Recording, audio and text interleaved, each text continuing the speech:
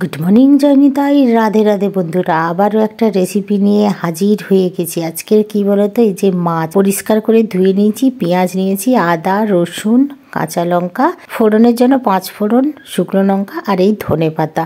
শীত শেষ হওয়ার আগে কিন্তু এই রেসিপিটা একবার বানিয়ে খাও, দারুণ লাগবে। সবাই কিন্তু বলবে দারুণ হয়েছে, আরও একবার বানাও। মাছগুলোকে আমি 4 পিস মাছ, রুই মাছ পরিষ্কার করে ধুয়ে লবণ হলুদ মাখিয়ে রেখেছি। মশলার জন্য এই যে রসুন কাঁচা লঙ্কা আর আদা আর এই ধনে পাতাটা হচ্ছে মাস্ট। এটাকে ভালো করে পেস্ট করে নেব। একটা মিক্সির জার নিয়েছি, রসুন অল্প, আদা অল্প আর কাঁচা লঙ্কা এটা নিয়েছি। যে যেমন ঝাল খাও তেমন নেবে। অল্প একটু যা লাল লঙ্কার গুঁড়ো পাউডার দেব। আর দেব এখানে রসুন নয় ধনে পাতা। ধনে পাতাটাই কিন্তু এখানে আমার মাস্ট লাগবে। তরকারিটা পুরো ধনে পাতা দিয়েই হবে। এই যে ফ্রেশ ধনে পাতা আমি এর মধ্যে নিয়ে নিলাম। ধনে পাতাটা অনেকটা বেশি করে দিতে হবে, কিন্তু ধনে পাতার ফ্লেভার যেহেতু হবে তো ধনে পাতা একটু বেশি লাগবে। এবারে আমি এটাকে একদম মিহি পেস্ট করে নিয়ে নেব। এই দেখো পেস্ট আমার একদম রেডি হয়ে গেছে। এরপরে আমি কড়াইতে তেল দিয়ে মাছটাকে বসিয়ে দিচ্ছি। দেখো ভাজা করতে বসিয়ে দিয়েছি। এক পিঠ ভাজা হয়ে গেছে।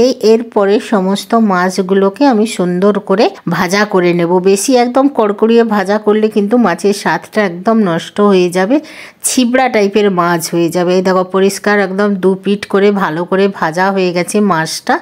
এবারে একটা প্লেটের মধ্যে তুলে নেব, তারপরে বাকি রান্না শুরু করব। মাছটা ভালো ভাজা হলে না তরকারির স্বাদও সুন্দর আসে। ওই মাছ ভাজার কড়াইতে আরও একটু সর্ষের তেল দিয়ে দিয়েছি। তেলটা গরম হয়ে গেছে। যে 5 ফোড়ন আর শুকনো লঙ্কা ফাটিয়ে এর মধ্যে দিয়ে দিলাম। লঙ্কাটা একটু কালো হয়ে আসবে আর ফোড়নটা ভালোভাবে ভাজা হয়ে যাবে। তারপরে আমি পেঁয়াজ দেব, তবে কিন্তু তরকারির স্বাদটা হবে। লঙ্কাটা যদি কালো না হয় না তরকারির স্বাদটা বেশি আসে না। এবারে দেখো আমি অনেকটা পরিমাণের পেঁয়াজের কুচি এর মধ্যে দিয়ে দিয়েছি।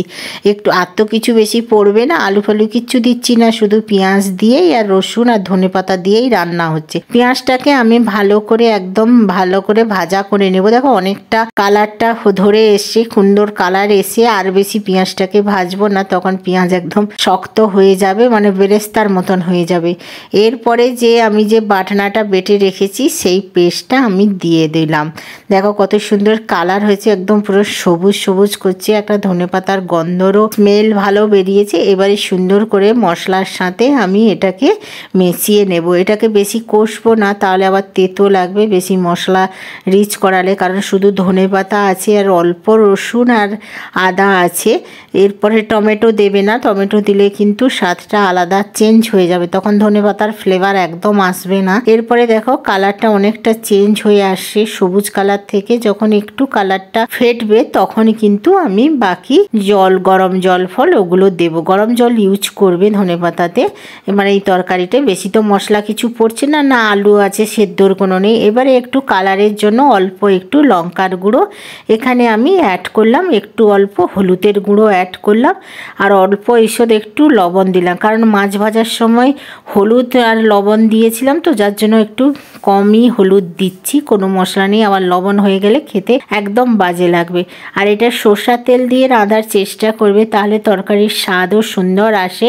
শীত শেষ হওয়ার আগে কিন্তু এই ধনেপাতা তো এখন প্রচুর পাওয়া যাচ্ছে, দামও কমে গেছে। এরকম নিয়ে এসে ধনেপাতা দিয়ে এরকম ফিশ কারি বানাবে, দারুণ লাগবে রুই মাছের তরকারি। দেখো তেলও ছেড়ে এসছে, মশলা আমার কষানো হয়ে গেছে, আর বেশি কষাবো না। এরপরে আমি দিয়ে দেব উষ্ণ গরম জল। ওই যে বাটি ধোয়া জলটা সেইটা একটু উষ্ণ গরম জল করে দিয়ে দিলাম। দিয়ে মশলাটাকে একটু কষিয়ে নেব। একটুখানি কষাবো, বেশি কষাবো কারণ হয়েই গেছে, আর কিছু মশলা পড়ছে না তো তেমন কিছু দিচ্ছি না। বেশি হাজবিজিবির মশলাতে না তরকারির স্বাদ একদম নষ্ট হয়ে যায়। ধনেপাতা যেহেতু ফ্লেভারের হবে তাহলে আর বেশি কিছু মশলা পড়বে না। এরপরে আমি উষ্ণ গরম ধোয়ার জল, ওই বাটি ধোয়াই জলটা আবারও একটু দিয়ে দিলাম অল্প করে। তারপরে পরিমাণ মতন আমি উষ্ণ গরম জল এখানে ইউজ করব। আর এই তরকারিটা সত্যি বলছি গরম ভাতের সাথে জমে যাবে। যে খাবে সে, মাছ যে খায় না সেও বলবে দারুণ দারুণ হয়েছে।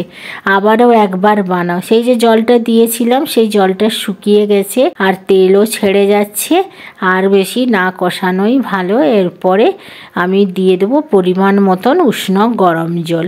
গরম জলটা ইউজ করবে, কারণ বেশি মশলা নেই, আলু সবজি কিচ্ছু নেই, তাহলে তাড়াতাড়ি হয়েও যাবে। আর গরমে গরম থাকলে তাড়াতাড়ি ফোটা শুরু হবে।